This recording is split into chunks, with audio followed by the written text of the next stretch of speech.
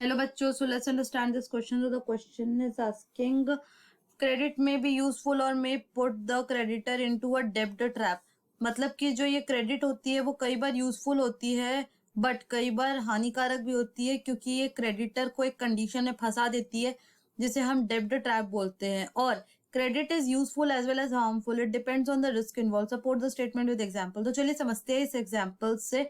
चलिए सबसे पहले की कंसेप्ट को समझा जाए, तो जो की कंसेप्ट होगा वो होगा क्रेडिट। तो क्रेडिट क्या होती है कि वो एक वर्किंग कैपिटल होती है जो हमारा रिक्वायर्ड होती है प्रोडक्शन के लिए। अब ये जो क्रेडिट है ये फार्मर्स की हेल्प कैसे करती है, तो सबसे पहला ये कि ये हमारा फार्मर्स का जो प्रोडक्शन होता है वो टाइम पे कंप्लीट करवा देती है। दूसरा, उनकी अर्निंग्स को इंक्रीज करवाती है।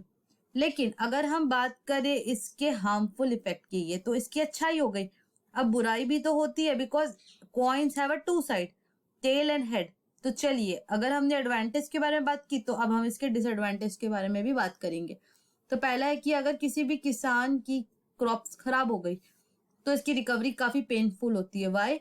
बिकॉज जो फार्मर होती है उन्हें कई बार अपना जो लैंड है उन्हें सेल करना पड़ता है ताकि वो लोन को रीपे कर सके। बिकॉज जब भी फार्मर्स लोन लेते हैं तो अब 1 या 2 रुपए तो लोन में लेंगे नहीं, लोन उनका काफी बड़ा रहता है, काफी बड़ा अमाउंट वो लोन पे लेते हैं। तो इस चीज को चुकता करने के लिए उन्हें अपनी जमीन भी बेचनी पड़ जाती है। और कई बार ऐसा भी कंडीशन आता है कि ये जो डेब्ट ट्रैप है, इसका मतलब ये होता है कि जो हमारा किसान है वो एक विशियस ट्रैप में फंस जाता है डेब्ट के, जिसको डेब्ट ट्रैप बोलते हैं।